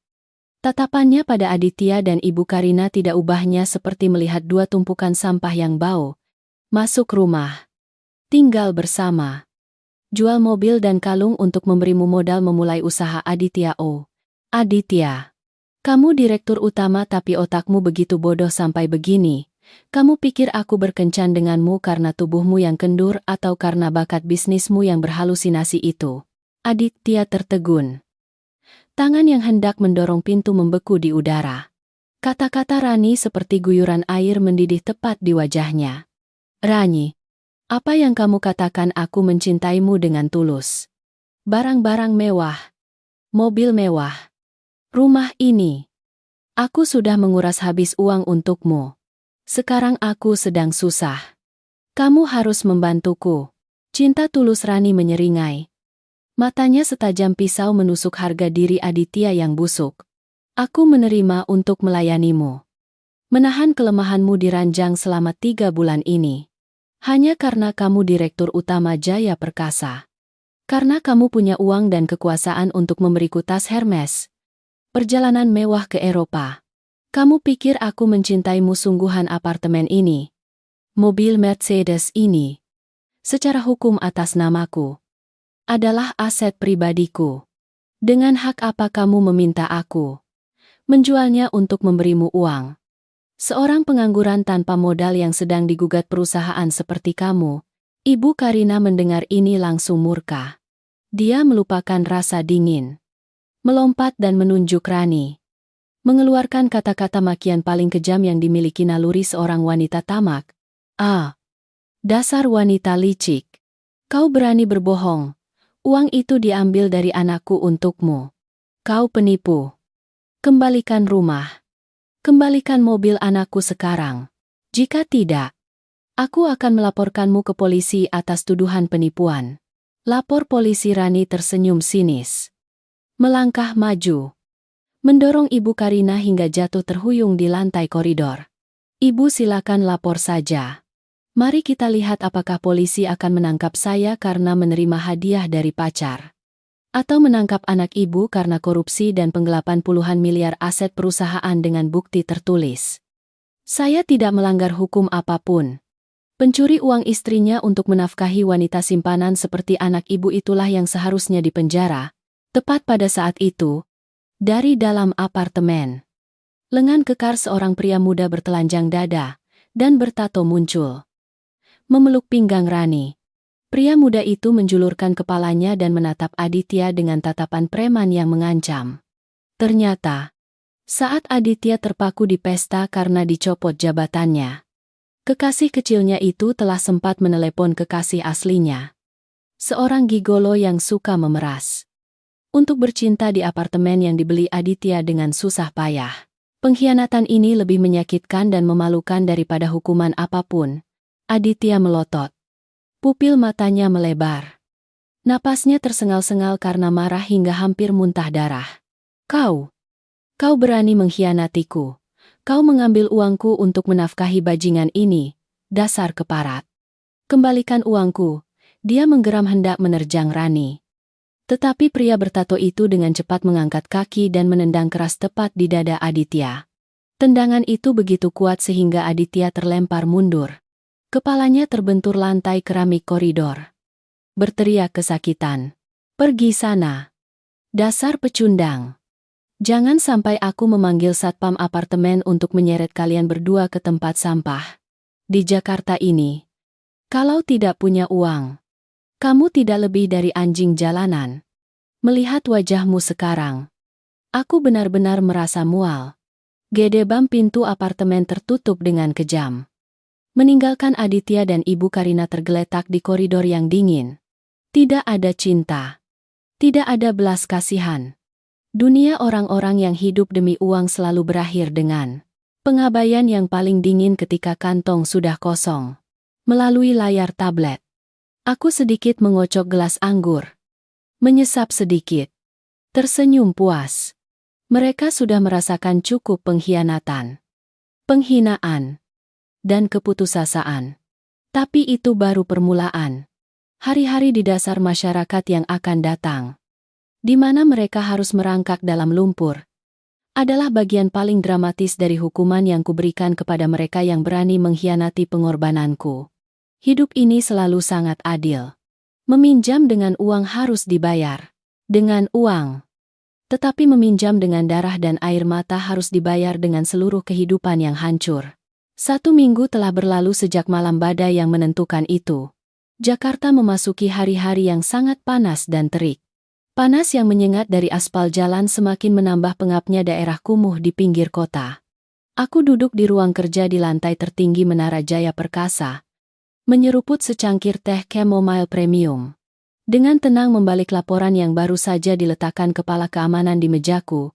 Selama 7 hari terakhir, setiap gerakan Aditya dan Ibu Karina telah diawasi ketat oleh orang-orangku dan direkam tanpa melewatkan satu detail pun. Aku tidak melakukan ini karena iseng. Aku hanya menikmati hasil dari hukuman yang kuciptakan sendiri. Kehancuran orang sombong tidak terletak pada saat dia jatuh, melainkan pada proses dia harus meronta-ronta. Mencakar-cakar di lapisan lumpur paling kotor masyarakat. Diusir dari apartemen kekasihnya dengan tangan kosong. Aditya dan ibunya harus mengungsi ke sebuah rumah kontrakan reyot yang terletak jauh di dalam gang berkelok-kelok di pinggir kota Bogor. Itu adalah kamar berukuran kurang dari 15 meter persegi. Atapnya terbuat dari seng fibro semen yang berkarat. Dindingnya mengelupas lapisannya. Berbau apak dan air got yang menggenang setelah hujan. Dalam video pengawasan, Ibu Karina terbaring lemas di tikar compang-camping yang digelar langsung di lantai semen. Keringat bercucuran membasahi pakaian sutra yang sudah kusut. Tidak ada AC. Tidak ada kasur busa lateks. Juga tidak ada lagi menantu yang patuh membawakan semangkuk sarang burung walet hingga ke tempat tidur. Dia sekarang hanyalah seorang wanita tua kurus, lapar, dan pemarah. Ya Tuhan! Panas sekali begini. Bagaimana bisa hidup? Aditya, belikan aku semangkuk mie ayam. Sejak kemarin pagi aku belum makan sebutir nasi pun. Kau mau membiarkan ibumu mati kelaparan di sarang tikus ini? Aditya duduk tertunduk di sudut kamar. Bertelanjang dada. Celana panjang bermerek yang dulu mahal, kini kotor penuh lumpur. Janggutnya yang kasar tumbuh di sekitar dagu membuatnya terlihat puluhan tahun lebih tua. Mendengar keluhan ibunya, dia mengangkat kepalanya dengan cepat. Matanya merah dan garang. Uang dari mana untuk beli mie ayam? Di saku saya sekarang tidak ada uang 20.000 pun. Handphone sudah digadaikan untuk membayar uang muka kamar kontrakan reyot. Ini, ibu kira saya enak-enak saja. Ibu diam saja biar saya tenang. Kau berani membentakku. Dasar tidak berguna. Mengaku direktur utama tapi dibodohi istrimu selama 10 tahun tidak tahu apa-apa. Aku melahirkanmu, membesarkanmu, menyekolahimu. Tapi sekarang harus hidup di tempat yang bahkan babi pun tidak mau tinggal seperti ini. Kau telepon teman-teman direkturmu pinjam uang. Teman-teman mereka mendengar kabar saya dipecat oleh PT Jaya Perkasa. Semua memblokir nomor saya. Menghindari saya seperti wabah penyakit. Kemarin saya merangkak ke kantor si Budi. Memohon pekerjaan sebagai staf biasa. Dia malah menyuruh satpam menyiram air ke wajah saya. Mengusir saya seperti mengusir anjing. Ibu kalau berani. Telepon teman-teman ibu yang suka bermain kartu itu minta uang. Aku sudah telepon. Begitu mendengar suaraku, mereka semua langsung menutup telepon. Malah mengirim pesan memaki aku penipu. Sampah masyarakat. Aditya, kau cari Rani. Kau minta kembali mobil yang kau belikan untuknya. Minta kembali rumah itu. Dia tidak bisa menelan uangmu begitu saja. Minta kembali bagaimana? Surat-suratnya atas namanya semua. Kemarin saya baru muncul di apartemennya. Pacarnya yang preman itu sudah membawa orang dan memukuli saya sampai 2 tulang rusuk patah. Ibu tidak lihat. Semua ini salah ibu. Dulu ibu terus menyuruh saya meninggalkan Ayu. Terus merendahkan dia miskin. Terus memuji Rani berlebihan. Sekarang sudah sadar. Kan? Pria jahat selalu memiliki satu karakteristik umum. Yaitu ketika jatuh. Mereka tidak pernah mengakui kesalahan mereka sendiri. Tetapi selalu mencari cara untuk menyalahkan orang lain. Mereka saling menyerang. Saling memaki di kamar kontrakan yang pengap itu. Kesombongan keluarga bangsawan palsu telah sepenuhnya luntur. Aku menutup berkas. Tersenyum tipis. 10 tahun yang lalu. Ketika aku dan dia memulai dari nol. Juga pernah tinggal di rumah kontrakan sempit. Aku tidak pernah mengeluh sepatah kata pun. Masih berhemat setiap rupiah untuk menghidupi keluarga. Untuk dia agar memiliki pakaian yang paling rapi saat keluar rumah. Aku telah memberinya seluruh dunia. Tetapi dia menolaknya hanya karena kemewahan duniawi. Sekarang, ketika dia harus merasakan kembali pahitnya kemiskinan, dia menunjukkan sifat pengecut dan bejatnya yang sebenarnya. Sore itu, kepala keamanan kembali mengirimiku sebuah video baru. Aditya tidak tahan menahan lapar. Harus merangkak ke lokasi konstruksi terdekat untuk mencari pekerjaan sebagai kuli bangunan. Pria yang dulunya terbiasa duduk di ruangan ber-AC, hanya mengarahkan jari, kini harus membungkuk mengangkut karung semen di bawah terik matahari. Kulitnya yang putih pucat menghitam dan melepuh. Baru mengangkut beberapa karung, dia sudah ambruk ke tanah. Terengah-engah. Mandor, konstruksi mendekat. Menendangnya dengan kaki. Memaki-maki dengan kasar.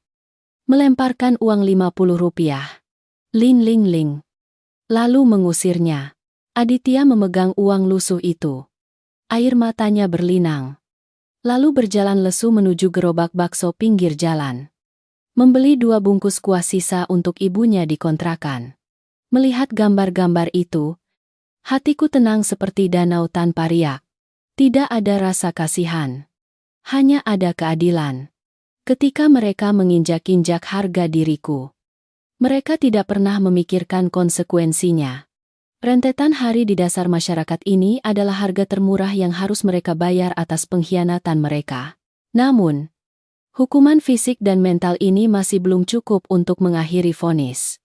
Aku ingin mereka berakhir secara hukum secara mutlak.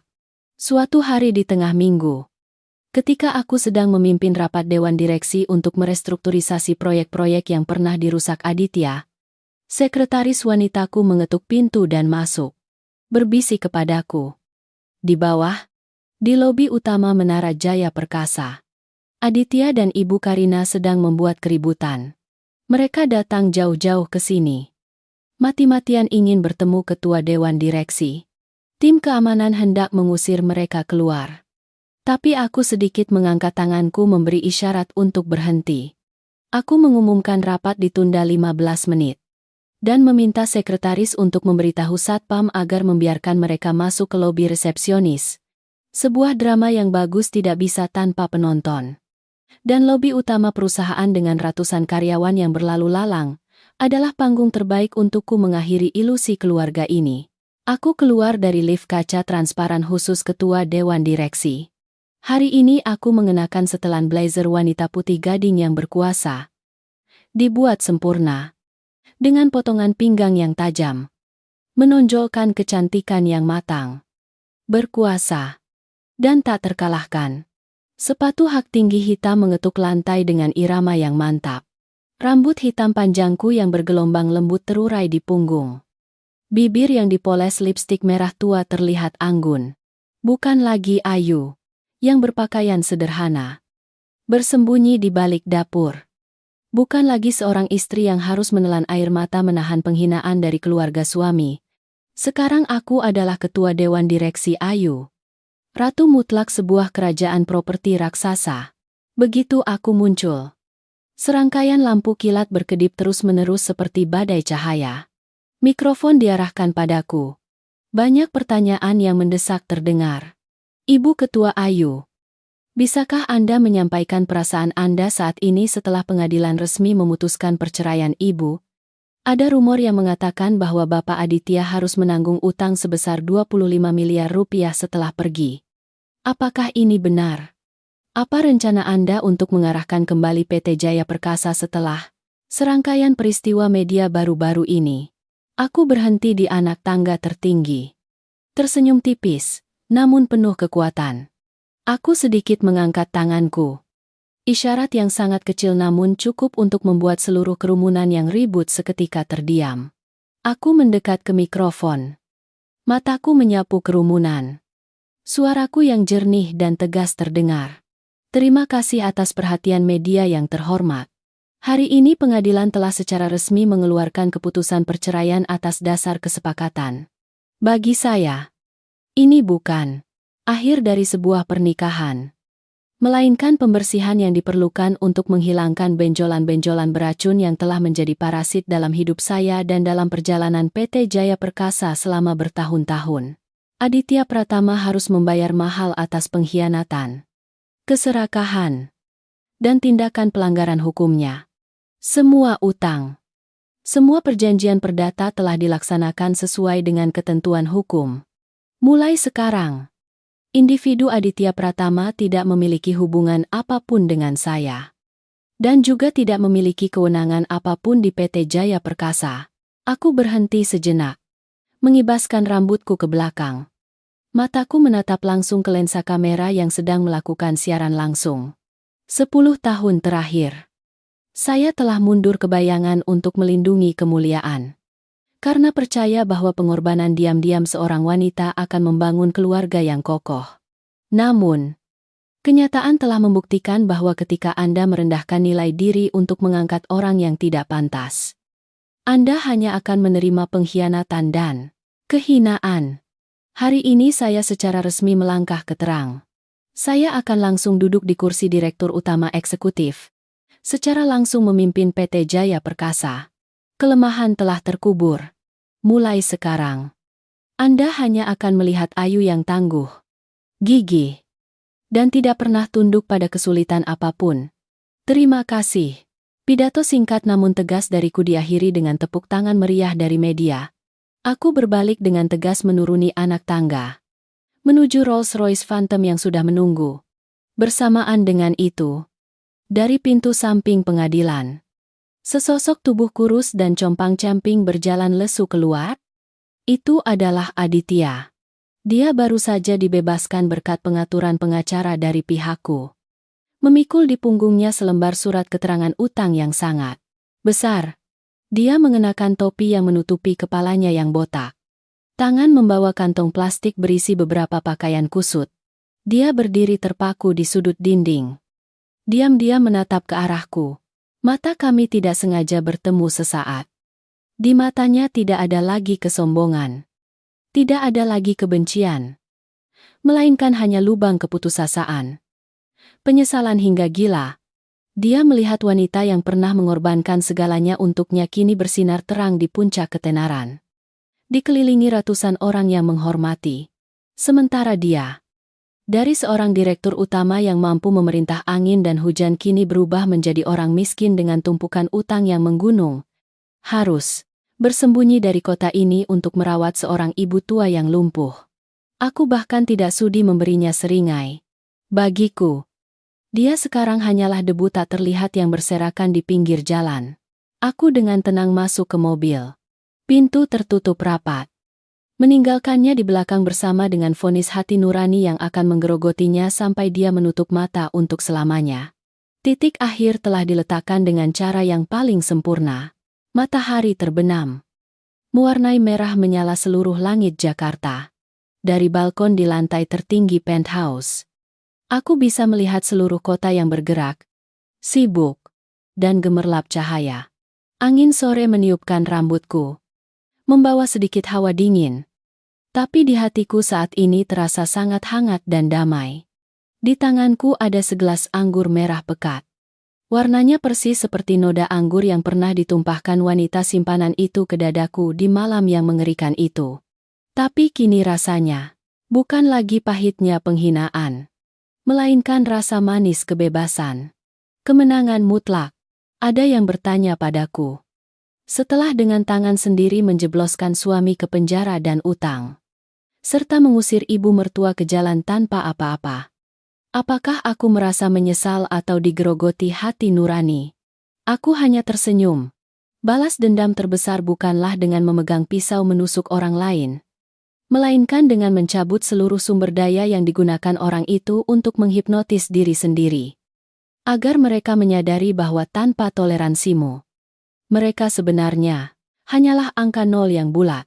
Kisah 10 tahun masa mudaku adalah pelajaran berdarah yang harus kubayar dengan banyak air mata, kesabaran, dan juga luka yang dalam di jiwa. Tapi aku tidak membenci. Karena justru kesulitan itulah yang membentukku menjadi wanita baja seperti sekarang. Setelah badai berlalu, aku menyadari sebuah kebenaran yang sangat kejam, namun sangat nyata dalam hidup ini. Jangan pernah menggunakan pengorbanan tanpa syarat untuk mengikat hati seorang pria. Wanita kita terlahir dengan insting sebagai istri dan ibu. Selalu cenderung ingin menarik diri, bersembunyi di belakang pria untuk membangun keluarga. Kita bersedia meninggalkan impian, menyembunyikan kemampuan sebenarnya hanya untuk melindungi apa yang disebut harga diri suami. Kita berpikir bahwa semakin kita sabar dan memberi, mereka akan semakin menghargai dan berterima kasih. Tapi keserakahan manusia adalah lubang hitam tak berdasar. Ketika Anda memberi terlalu banyak tanpa tahu batasan, pengorbanan Anda akan dianggap remeh. Orang-orang rendahan tidak akan menghargai kemunduran Anda. Malah mereka akan menginjak-injak kemunduran itu untuk naik lebih tinggi. Lalu dari ketinggian, mereka akan melemparkan tatapan jijik pada orang yang telah mengangkat mereka.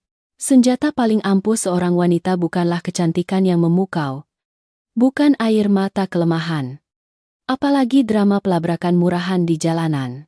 Senjata paling tajam, paling kejam, dan paling melindungi Anda adalah kecerdasan, kemandirian finansial, dan kekuasaan otonomi di tangan Anda. Ketika Anda memegang kendali ekonomi, Anda memegang suara. Ketika Anda menciptakan kerajaan Anda sendiri, tidak ada seorang pun, baik itu suami yang tidur satu ranjang maupun ibu mertua, yang jahat, yang dapat menggunakan uang untuk mengancam atau mencemarkan nama baik Anda. Aditya dan Ibu Karina telah menghancurkan diri mereka sendiri karena kebodohan dan keserakahan. Mereka mengira aku adalah tikus kecil yang lemah, mudah dihancurkan di bawah tumit kekuasaan palsu. Tapi mereka tidak tahu bahwa di balik topeng ibu rumah tangga sederhana itu adalah seekor singa betina yang hanya sementara tidur. Ketika 7 serigala lapar berani menyentuh janggut singa betina, kematian adalah keniscayaan.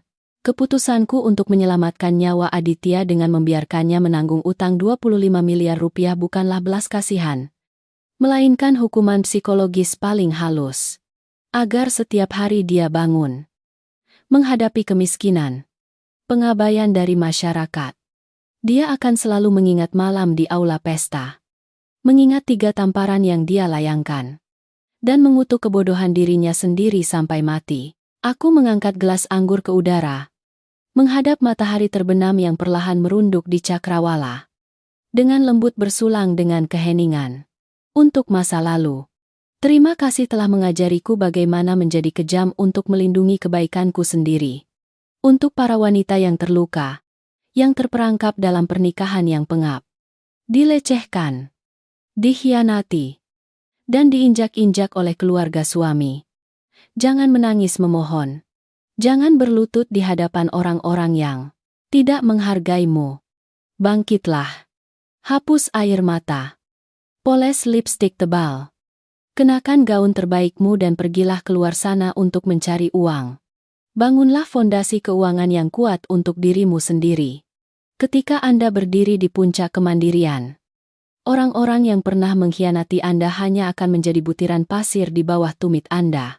Hidup ini adalah permainan catur. Anda tidak bisa memilih lawan. Tetapi Anda sepenuhnya berhak memilih cara untuk menskakmat. Melepaskan bukan berarti melarikan diri, melainkan pembersihan untuk menghilangkan hal-hal yang tidak berguna. Memberi ruang bagi hal-hal yang lebih indah yang akan datang. Hari ini saya, Ketua Ayu, secara resmi menutup buku lama yang berdebu dan membuka babak baru yang gemilang, anggun, dan tidak akan pernah menyerah. Langit di luar sana sangat luas. Selama Anda cukup berani untuk melebarkan sayap, tidak ada kekuatan apapun yang bisa menarik Anda ke dalam lumpur hitam. Semua penderitaan telah berakhir. Memberi tempat bagi kehidupan yang benar-benar bebas dan bangga untuk dimulai.